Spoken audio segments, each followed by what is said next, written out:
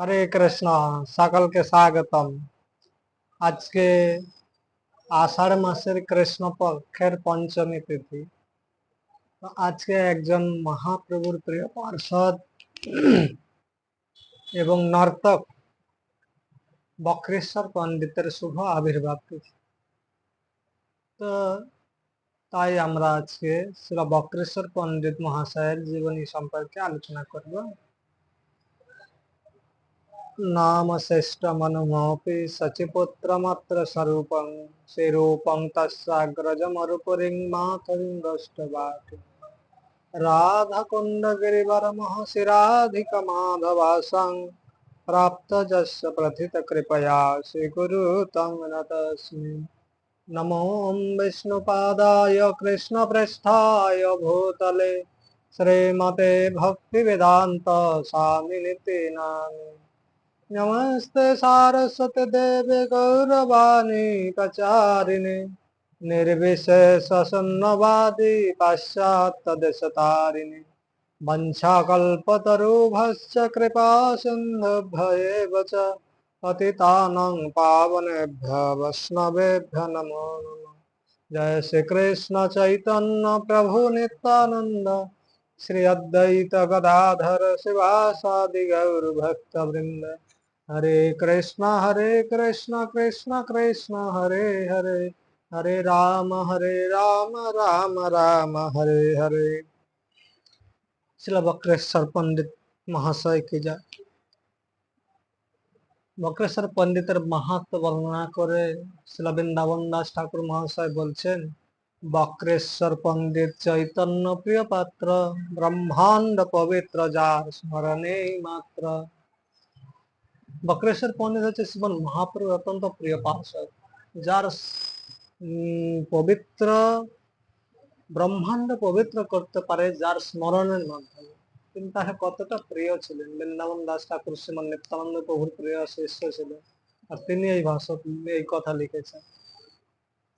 এনার স্বরূপ সম্পর্কে বলছে কবি কর্ণপুর গোস্বামী ইনাকে বিষ্ণু তত্ত্ব রূপে বর্ণনা করেছেন, যে গৌর গণদেশ দীপিকাতে বলা হয়েছে যিনি চতুর্বিহের অন্যতম অনিরুদ্ধ, আর তিনি এক্ষণে বক্রেশ্বর পণ্ডিত রূপে মহাপ্রভু রূপে পার্ষদ রূপে আবির্ভূত হয়েছে। আবার বক্রেশ্বর পণ্ডিতের অশিষ্য অর্থাৎ বক্রেশ্বর পণ্ডিতের শিষ্য হচ্ছে গোপাল গুরু গোস্বামী, এবং গোপাল গুরু গোস্বামীর শিষ্য হচ্ছেন ধ্যানচন্দ্র গোস্বামী। আর এই ধ্যানচন্দ্র গোস্বামী তার গ্রন্থে লিখেছেন যে ইনি হচ্ছেন শ্রীকৃষ্ণের অত্যন্ত প্রিয় এবং সমস্ত বিদ্যা, যার মধ্যে সমস্ত 64 কলা বিদ্যা পারদর্শী, তুঙ্গ মানে সবের ঊর্ধ্বে যিনি ছিলেন, এবং নৃত্য গীত কলাতে যিনি পারদর্শী ছিলেন, সেই তুঙ্গ বিদ্যা সখী এক্ষণে বক্রেশ্বর পণ্ডিত রূপে আবির্ভূত হয়েছিলেন। বক্রেশ্বর পণ্ডিত মহাপ্রভুর প্রায় সমস্ত লীলাতে অংশগ্রহণ করেছেন। তিনি যখন নবদ্বীপে ছিলেন, বক্রেশ্বর পণ্ডিত নবদ্বীপে ছিলেন, মহাপ্রভুর গার্হস্থ লীলা তিনি দর্শন করেছেন। এরপরে তিনি যখন পুরীধামে যান মহাপ্রভু, তখন উনি পুরীধামেতে গিয়েও মহাপ্রভুর লীলাতে অংশগ্রহণ করেছিলেন। যখন মহাপ্রভু কীর্তন করতেন বা ভক্তরা কীর্তন করতেন, মহাপ্রভুর সামনে উনি নৃত্য করতেন, আর এত নৃত্য করতে পারতেন তিনি একটানা 24 ঘন্টা লাগাতার নৃত্য করতে পারতেন। তাই মহাপ্রভু খুব প্রিয় ছিল। তিনি জগাই মাধাই উদ্ধারের সময় মহাপ্রভু যখন জগাই মাধাইকে উদ্ধার করেছিলেন তখন তিনি ছিলেন। কাজী দলন কালে তিনি ছিলেন, নগর সংকীর্তন করে কাজীকে দলন করেছিলেন তখন ছিলেন। ওখান থেকে শ্রীধর প্রভুর ওখানে গিয়ে বিশ্রাম করেছিলেন, ওখানেও ছিলেন। তারপরে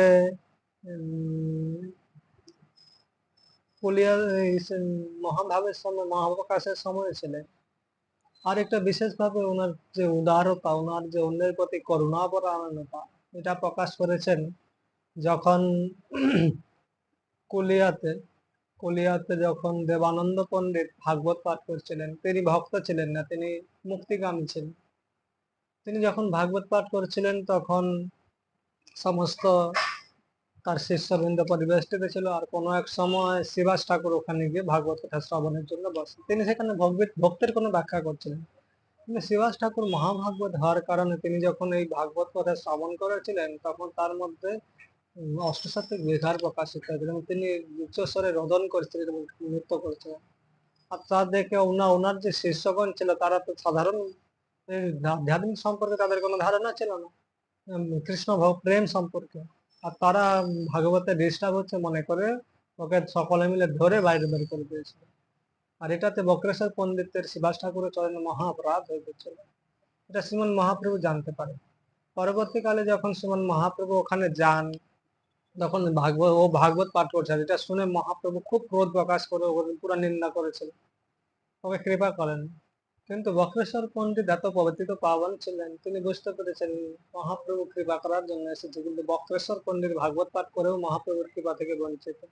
তাই সে যাতে মহাপ্রভুর কৃপা লাভ করতে পারেন, তাই তিনি একসময় কি করেছিলেন, বক্রেশ্বর পণ্ডিতের ঘরে যান এবং ওখানে গিয়ে বিশাল কৃষ্ণ প্রেমে নৃত্য করেছিলেন। আর বক্রেশ্বর পণ্ডিতের এই প্রেমী নৃত্য দেখে দেবানন্দ পণ্ডিতের হৃদয় গলে যায় এবং তার যে তিনি মহাভাগবত ছিলেন, মহাপ্রভুর প্রিয়জন ছিলেন, আর তাকে দর্শন করে তার কৃষ্ণ ভক্তির যে প্রভাব, সেই প্রভাবে দেবানন্দ পণ্ডিতের হৃদয়ের পরিবর্তন হয়ে যায়। আর তখন দেবানন্দ পণ্ডিত হাতে একটা লাঠি ধারণ করে তিনি চারপাশে ঘুরে ঘুরে সবাইকে সাইড করছে যাতে ওনার নৃত্য করতে কোনো অসুবিধা না। তো এইভাবে তিনি দেবানন্দ বক্রেশ্বর পণ্ডিতের সেবাতে সহযোগিতা করেছিলেন। পরবর্তীকালে বক্রেশ্বর পণ্ডিত যখন মূর্ছিত হয়ে পড়ে যান, তখন উনি তাকে কোলের উপরে ধারণ করে তার সেবা করেছিলেন। আর এটাতে বক্রেশ্বর পণ্ডিতের যে কৃপা তিনি লাভ করেছিলেন। আর এই জন্য শ্রীমান মহাপ্রভু তাকে বিশাল কৃপা, পরবর্তীকালে শ্রীমান মহাপ্রভু যান, এখানে একটা শ্লোক শুনতে রয়েছে চৈতন্য ভাগবতে, করবে তান যত কিছু ছেলাই অপরাধ, সকল ক্ষমিয়া প্রভু করিলা প্রসাদ। যখন তিনি বক্রেশ্বর পণ্ডিতের সেবা করলেন, তখনই তিনি তার প্রতি প্রসন্ন হলেন শ্রীমান মহাপ্রভু। ভক্তের কৃপা পাওয়ার সঙ্গে সঙ্গে তিনি কৃপা প্রাপ্ত হলেন। প্রভু বলে, তুমি যে সেবিলা বক্রেশ্বর, অতএব হইলা তুমি আমার গোচর। বক্রেশ্বর পণ্ডিত যখন তার সেবা করলেন, তখন তার অপরাধ মোচন হলো এবং তিনি মহাপ্রভুর কৃপা লাভের অধিকারী হলেন। তাই মহাপ্রভু এখানে বলছেন, তুমি বক্রেশ্বরের সেবা করার ফলে তুমি আমাকে গোচর হয়েছে, আমাকে তুমি দর্শন করে সৌভাগ্য লাভ করেছিল, বা আমার প্রতি তুমি ভক্তিপরায়ণ হয়েছে। পূর্বে উনি মহাপ্রভুকে সম্মান করতেন না বা অতটা গুরুত্ব দিতেন না। বক্রেশ্বর পণ্ডিত প্রভুর পূর্ণ শক্তি, সেই কৃপা পায় যে তাহারে করে ভক্তি। যিনি বক্রেশ্বর পণ্ডিতের সেবা করবে, সে অটোমেটিক মহাপ্রভুর কৃপা লাভ করবে এবং ভক্তি লাভ করতে পারবে। বক্রেশ্বর পণ্ডিতের গুণ মহিমা কৃপা, কারণ বৈষ্ণবের মহিমা এতটাই গুরুত্বপূর্ণ। শ্রীমদ ভাগবতে সমস্ত বৈষ্ণবদের লীলা, ভক্ত এবং ভগবানের লীলা। চৈতন্য চরিতামৃত মহাপ্রভুর সাথে তার ভক্তদের লীলা, যত পুরাণ আছে সেখানে ভগবান এবং তার ভক্তদের লীলা পরিবেশিত হয়েছে। কারণ ভগবান এবং ভক্তদের লীলার মাধ্যমে, ভগবানের থেকেও ভক্তদের লীলা যদি আমরা স্মরণ করি, কীর্তন করি বা স্মরণ চিন্তন করি, তাহলে আমরা আধ্যাত্মিক জীবনে দ্রুত অগ্রগতি করতে পারবো। কারণ হচ্ছে ভক্তরা কিভাবে ত্যাগ স্বীকার করে, কিভাবে ভগবানকে ভালোবেসেছে, এরা আমাদের গুরু, ওনাদের কাছ থেকে আমরা শিক্ষা গ্রহণ করতে পারি। ভগবান কিভাবে ভালোবাসতে হয় সেটা কিন্তু শেখাচ্ছে না, ভগবানের লীলাগুলো শুধু দেখতে পাচ্ছি, শুনতে পাচ্ছি।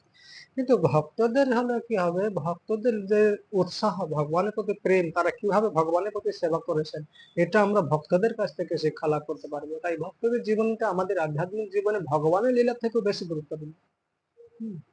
তো এইভাবে তার যে বক্রেশ্বর পণ্ডিতের কৃপা লাভ করলে তিনি ভগবানের কৃপা লাভ করতে পারবে। বক্রেশ্বর হৃদয় কৃষ্ণের নিজে ঘর, কৃষ্ণ নৃত্য করেন নাচিতে বক্রেশ্বর। বক্রেশ্বরের হৃদয়ে কৃষ্ণ নৃত্য বিরাজ করেন। আবার বক্রেশ্বর যখন নৃত্য করেন, সাক্ষাৎ কৃষ্ণ নৃত্য করেন। যেতে স্থানে যদি বক্রেশ্বর সঙ্গ হয়, সেই স্থান সর্বতীর্থ বৈকুণ্ঠময়। যদি যেখানে সেখানে বক্রেশ্বর পণ্ডিত এবং তার মতো মহান বৈষ্ণবদের সঙ্গ করার লাভ সৌভাগ্য হয়, তাহলে সেই স্থান সমস্ত বৈকুণ্ঠের মতো পবিত্র হয়ে যায়। অর্থাৎ ভক্তদের সঙ্গটা কতটা গুরুত্বপূর্ণ, বা মহান্তের স্বভাব হয় তারিতে পামর, নিজ কার্য নাই তবু যান পরের ঘর। মহান্তদের নিজেদের পবিত্র করার জন্য তীর্থে যাওয়ার প্রয়োজন হয় না, তারা পতিত জীবদেরকে কৃপা করার জন্য তীর্থে তীর্থে ভ্রমণ করে থাকে। এই হচ্ছে মহান্ত। এইভাবে তিনি যখন দেবানন্দের প্রতি কৃপা করলেন শ্রীমান মহাপ্রভু, তারপরে শ্রীমদ মহাপ্রভু দেবানন্দকে আদেশ করেছিল, তুমি ভক্তির উপরে শ্রীমদ ভাগবত ব্যাখ্যা করবে। তারপর থেকে দেবানন্দ পণ্ডিত মহাপ্রভুর প্রিয় পার্শ্বদ রূপে পরিগণিত হয়েছিলেন। এইভাবে বক্রেশ্বর পণ্ডিত পূর্বে নবদ্বীপে ছিলেন। পরবর্তীকালে মহাপ্রভু সেবা করার জন্য উনি ওখান থেকে যান নীলাচল, এবং ওখানে গিয়ে শ্রীমন মহাপ্রভুকে নিমন্ত্রণ করতেন। মহাপ্রভু যখন বৃন্দাবন যেতে চাইছিলেন, বক্রেশ্বরে যেতে চাইছিলেন, তো এইভাবে বক্রেশ্বর মহাপ্রভু প্রায় লীলাতে অংশগ্রহণ করতেন। তো পরবর্তীকালে কথিত হয় যে শ্রীমন মহাপ্রভু যেখানে নিবাস করতেন, যে কাশী মিশ্রের আলয়, রাধাকান্ত গম্ভীরা গৃহ, এখানে মহাপ্রভু বিরাজ করতেন, 18 বছর ওখানে ছিলেন। তো ওই জায়গাটা পরবর্তীকালে এই বক্রেশ্বর পণ্ডিত লাভ করেন, বা বক্রেশ্বর পণ্ডিতকে মহন্ত রূপে নির্বাচন করা হয়। পরবর্তীকালে বক্রেশ্বর পণ্ডিতের শিষ্য গোপাল গুরু গোস্বামী ওখানে মহন্ত হন, এবং তখন এই কান্ত বিগ্রহ ওখানে স্থাপন করা হয়। আর বক্রেশ্বর পণ্ডিতের শিষ্য হচ্ছে ধ্যানচন্দ্র গোস্বামী, সরি, গোপাল গুরু গোস্বামীর শিষ্য ধ্যানচন্দ্র গোস্বামী। তো আমাদের যে জৈব ধর্ম পড়ে থাকি, জৈব ধর্মে ভক্তিনাথ ঠাকুর মহাশয় গোপাল গুরু গোস্বামী যে কতটা রসতত্ত্ববেত্তা ছিলেন আমরা জৈব ধর্ম থেকে জানতে পারি। কারণ ভক্তিনাথ ঠাকুর এই গোপাল গুরু গোস্বামীর সাথে নবদ্বীপবাসী ব্রজনাথের সাথে বা তার মামার সাথে যে সকল আলোচনাগুলো হয়েছিল, সে রসতত্ত্বের উপরে, রসতত্ত্বটা কত গভীর, মানে আমরা এখনো হয়তো বুঝতে পারছি না। কিন্তু জৈব ধর্ম যদি কেউ কোনোদিন পরে ভক্তিবিনোদ ঠাকুরের রসতত্ত্বের যে গভীরতা, আধ্যাত্মিক জগৎটা কতটা ডিপ, সেটা আমরা উপলব্ধি করতে পারবো। সেই জৈব ধর্ম ভক্তিবিনোদ ঠাকুরের জীবনীতে রয়েছে। গোপাল গুরু গোস্বামী সেই রসতত্ত্বের উপরে ব্যাখ্যা করেছেন। কথিত আছে যে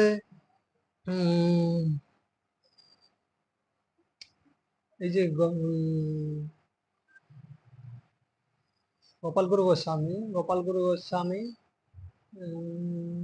যখন অপকটের সময় আসে, তখন উনি স্বয়ং ওখানে ওনার শিষ্যকে ওখান থেকে অন্তর্ধান হয়েছে। উনি গিয়ে বৃন্দাবনে গিয়ে আবার দর্শন করেছে। পরবর্তীকালে কিছু ভক্ত যখন বৃন্দাবনে যান, তখন দেখছে ওখানে গোপাল গুরু গোস্বামী বসে জপ করছে।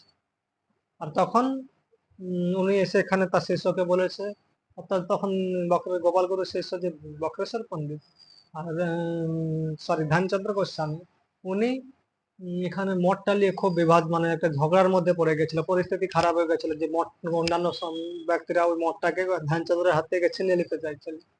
তখন উনি যখন অন্যের মুখে শুনেছিলেন যে গুরুদেব বৃন্দাবনে বসে জব করছে, তখন ধ্যানচন্দ্র গোস্বামী ওখানে যায়। ওখানে গিয়ে দেখে সত্যি গুরুদেব ওখানে শরীর ছেড়ে দিয়েছে, কিন্তু এখানে এসে জব করছে।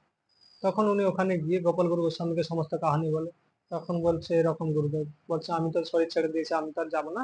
তুমি এক কাজ করো, সামনে যে নিম গাছটা রয়েছে ওইটা দিয়ে আমার বিগ্রহ নির্মাণ করো, আর তুমি ওখানেই সমস্ত কিছু সেবা করবে। ওখানে আমি ওর মাধ্যমে সমস্ত কিছু বলবো, সমস্ত কিছু আমি পরিচালিত করবো। আর সেই বিগ্রহ এখন ওই মঠে দেখতে পাওয়া যায়। ওই বিগ্রহ রয়েছে গোপাল গুরু গোস্বামী, পুরো একদম শক্তিশালী বিগ্রহ। তো এইভাবে এই যে ধ্যানচন্দ্র গোস্বামী বক্রেশ্বর পণ্ডিতের সম্পর্কে আমরা জানতে পারি। তারপরে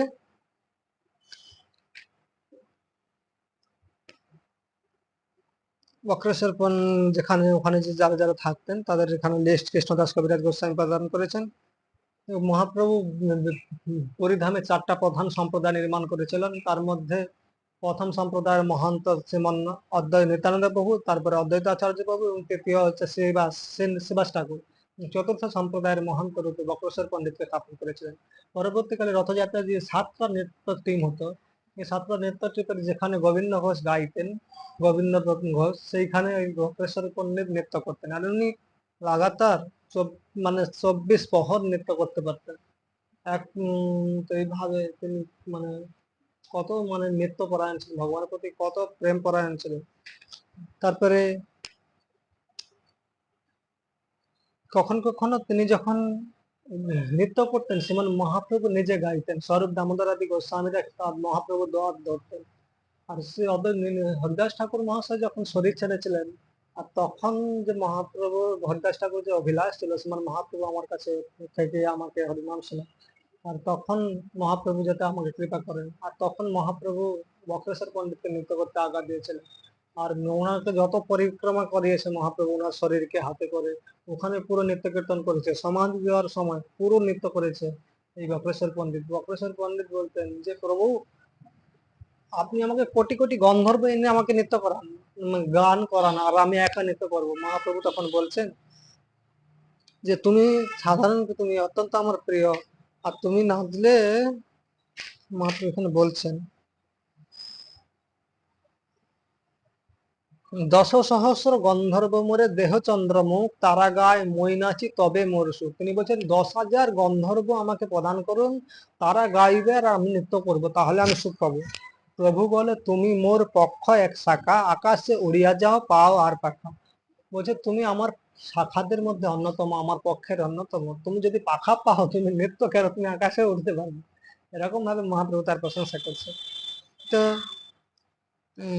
এইভাবে শিলা বক্রেশ্বর পণ্ডিত আমাদের মধ্যে বিশাল মাহাত্ম্য বর্ণনা করে গেছেন।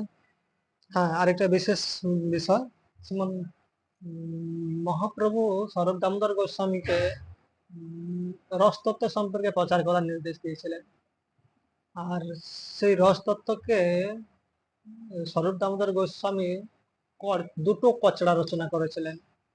একটা হচ্ছে বহির্পন্থা আর একটা হচ্ছে অন্তপন্থা। সেই দুটো পন্থাকে তিনি দুজনকে শিক্ষা করিয়েছিলেন।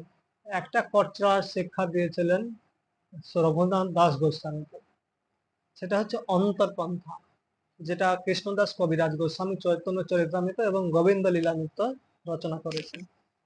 আর একটা হচ্ছে বহির্পন্থা। এই বহির্পন্থাতে তিনি উপাসনামূলক, রসমূলক সেবা, আর এটা একটা হচ্ছে উপাসনামূলক সেবা। এই উপাসনামূলক সেবাটা তিনি বক্রেশ্বর পণ্ডিতকে দিয়েছিলেন। বক্রেশ্বর পণ্ডিত তার উনি রচনা করে, ওনার যে শিষ্য গোপাল গুরু গোস্বামী রচনা করেছেন স্মরণক্রম পদ্ধতি বা সেবা স্মরণ পদ্ধতি, এবং গোপাল গুরু গোস্বামীর শিষ্য ধ্যানচন্দ্র গোস্বামী রচনা করেছিলেন ধ্যানচন্দ্র পদ্ধতি। তো এই দুটো, এই তিনটে গ্রন্থের মাধ্যমে এখানে মহাপ্রভুকে অর্চন মার্গে কিভাবে লাভ করা যায় সেসবের মানে মন্ত্র আদি পদ্ধতি দেওয়া রয়েছে। তো এখান থেকে গৌড়ীয় বৈষ্ণবরা যে অর্চন পূজা অর্চনা করে থাকে তা এখান থেকে আমরা প্রাপ্ত হতে পারি, এবং এটা বিশেষভাবে অর্চন মার্গীয় বলে বাইরে বিশেষভাবে প্রচারের জন্য নিষেধ রয়েছে। আর এই যে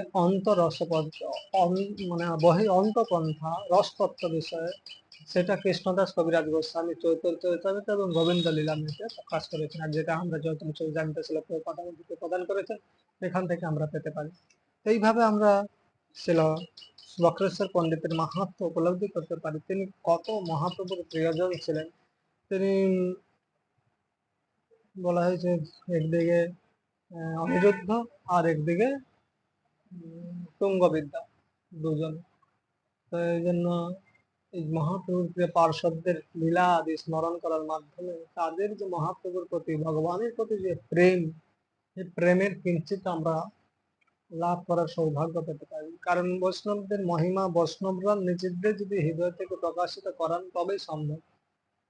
তো আমরা আজকে প্রার্থনা করবো ছিল বক্রেশ্বর পণ্ডিতের কাছে, তিনি যেন আমাদেরকে সর্বতভাবে কৃপা প্রদর্শন করেন এবং মহাপ্রভুর লীলায় যেন অংশগ্রহণ করার সৌভাগ্য প্রদান করেন। সকলকে অশেষ ধন্যবাদ। হরে কৃষ্ণ।